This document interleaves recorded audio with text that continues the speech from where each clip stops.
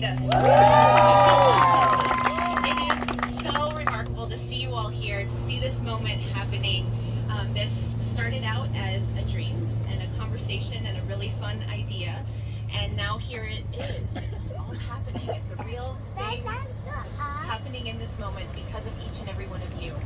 I couldn't be more excited to be here with you to represent the 3rd District in LA County. Yes. And most importantly, to be in partnership with you in all the ways that we're helping to bring community together, to declare safe spaces, to make sure that this county and its diversity is not just tolerated or accepted, but loudly and proudly celebrated in every corner. So some of you may know this area as Will Rogers Beach, but we know and we declare today that this is Ginger Rogers Beach. And this is an incredible space, an incredible gathering place, a place of community, a place of protest, a place of healing, especially for our LGBTQ plus community. And I'm honored to be here today with many incredibly special people. I first want to acknowledge Ford because it's his 8th birthday coming up.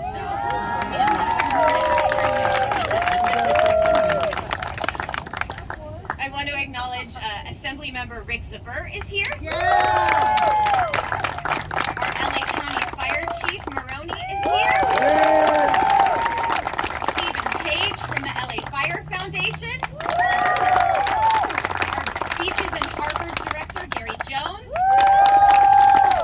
Tony Valenzuela and the One Archives Foundation, our incredible partner in documenting this history.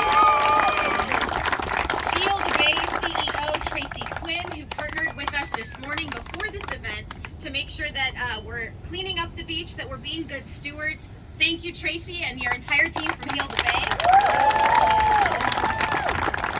And our extraordinary artist, KATBING, whose entire team brought to life the beauty and majesty you see on this guard tower, on that guard tower, and in so many murals throughout Los Angeles County. We thank you, KATBING, for being here. We also want to give a special shout out to current mayor and council member from Santa Monica, Gleam Davis and Carolyn Tarosis. And I can't tell you how much it warms my heart to have my former colleague and friend here, John D'Amico, former council member.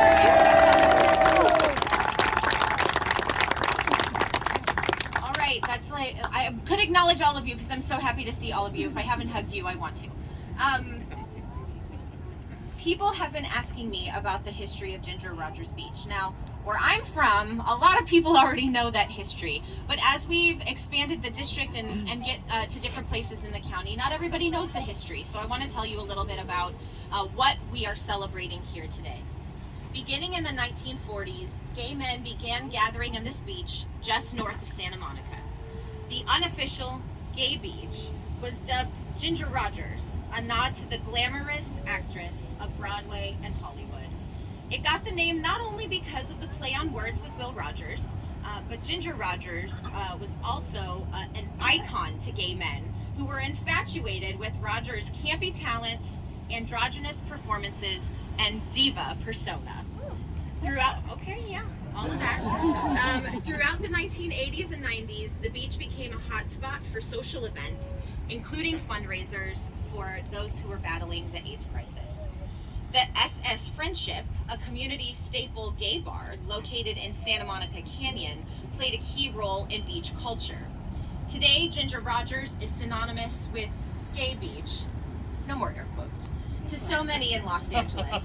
As the supervisor for LA's district with the largest LGBTQ plus population, and also as a former mayor of West Hollywood, I know that the term ally is something you have to work for, something you have to fight for, and something that you earn, you don't declare. Over the last 6 months in my office, I've worked to earn that title by joining my colleagues in the board in expanding gender-affirming care, creating an LGBTQ plus commission, raising the Progress Pride flag over every county building throughout the county, and leading our commitment to uplift all of our LGBTQ plus community today and every day.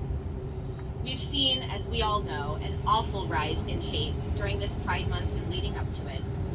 But as we came together to form a community like West Hollywood, to form celebrations, protests, and community gatherings like LA Pride, this community will continue to stick together, to stand up for one another, and to believe that love will always win. Today, we're declaring that Ginger Rogers Beach is a place where love wins. It's where community wins, and it will always be a place where everyone belongs. Some will ask, given all of the challenges that we face in this moment in 2023, why is it important that we do this today? And I want to say that with everything going on, it's even more important that we are doing this today. It is important that we all see ourselves reflected in the communities that we build. It is important that we know our history, that we all know this history, and that for those who are especially feeling alone in these dark moments, that they know there's a community where they belong. There is a space where they are safe. They are part of generations of history of people just like them. That this is a place where you come to belong, where you will be welcomed with open arms and loved unconditionally. To fill in the details of this historic place, however, I'd like to welcome the One Archives Foundation. Their commitments to LGBTQ+ history, education, and activism are unparalleled in our nation's largest and oldest LGBTQ+ history organization. Please welcome their executive director and our partner on this project, Tony Valenzuela.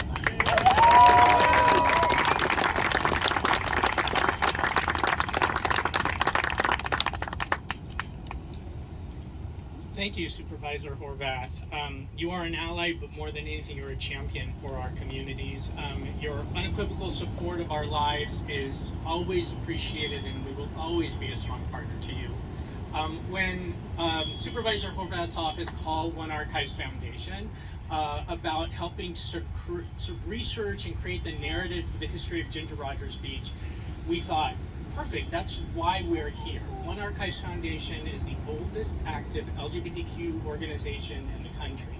It was founded here in Los Angeles in 1952, and it plays a foundational role in the LGBTQ movement. We were founded to start a magazine called One Magazine, which was the first widely distributed LGBTQ publication in the country. That we also had the One Institute as part of the organization, which was the educational arm of One. It was founded in 1956, and it was the first institution to offer advanced degrees in homophile studies in this country. We also were involved with the One magazine, was pulled by the Postmaster General in Los Angeles and charged this organization with obscenity, even though the magazine just had book reviews and letters to the editor. There was nothing obscene about it. And this organization, One Inc., took that battle to the Supreme Court in 1 v. Olson and won in the first battle in the Supreme Court to address queer issues. This is your history organization here in LA, and that Supreme Court battle opened the door for the proliferation of LGBTQ materials in the mail, which helped us a decade before Stonewall help build community. And lastly, we have been cultivating the One Archive, which we gifted to USC in 2010. It's the largest repository of LGBTQ materials in the world, and it's a treasure for this city. So I want to now introduce my colleague, Trevor Ladner, who is the Education Program Manager for One, who is going to speak briefly about how we put together this history of Ginger Rogers Beach. Thank you.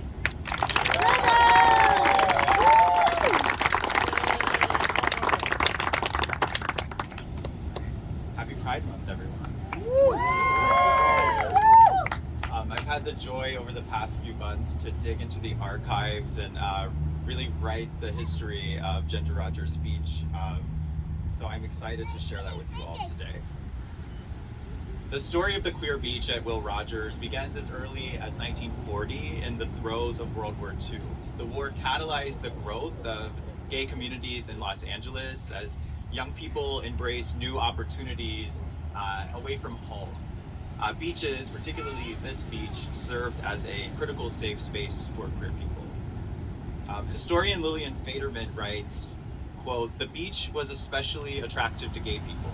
It represented the very edge of the continent, far away from back home. Gay life could be found in the open, where the atmosphere was celebratory, carnival-like, even lawless." As a teen in 1957, Faderman watched Jose Sarria, a World War II veteran and drag queen from San Francisco, give an impromptu performance on the beach. Sarria would go on to become the first openly gay person to run for public office in 1961. The history of Ginger Rogers Beach is a story of the LGBTQ+ community asserting our right to love, to feel joy in community, and to live free from discrimination. The movement for LGBTQ+ civil rights runs through this place. In 1950, gay activist Harry Hay collected 500 signatures here for an anti-war petition, and then the following year founded the Mattachine Society, one of the nation's first gay rights organizations. Writer Christopher Isherwood and painter Don Bacardi met on this beach in 1952, the start of an enduring romance. And the beach grew in popularity in the 1960s and 70s. According to a lifeguard here in 1976, people read about it in gay magazines everywhere. It's known all over the world. Relations were mostly calm, despite some fights between gays and surfers, and a police incident on July 4th of that year. Police began cracking down on gays at Will Rogers as early as the 1950s in a larger effort to suppress homosexuality in Los Angeles. And in 1970, the Advocate repeatedly warned its readers of plainclothes ICE officers stationed here. So on Independence Day, 1976, queer beachgoers took a stand against police discrimination. When officers began attacking two gay men and attempted to arrest them, a crowd of 600 fought back, as reported in the LA Times. True to the credence of that day's celebration that each of us has the right to life, liberty, and the pursuit of happiness, beachgoers at Ginger Rogers resisted discrimination and asserted their rights. So by the 1990s, Ginger Rogers had solidified its status as a place of queer freedom. San Diego's Gay and Lesbian Times would characterize Southern California's gay beaches, including Will Rogers, as the West Coast's answer to the Statue of Liberty, a symbol of hope and a brighter future. This Pride Month, we are honored to join Supervisor Horvath, Los Angeles firefighters, and lifeguards, and commemorating the vibrant queer history of Ginger Rogers Beach. We invite you all to scan the QR codes you can find on the interpretive signs to explore deeper history and archival photos from the One Archives at the USC libraries. As we mark 8 decades of queer joy at Ginger Rogers Beach, there are many more past memories to be told, some of them told to me today as I've been here, and future memories to be made at this historic place. So thank you all.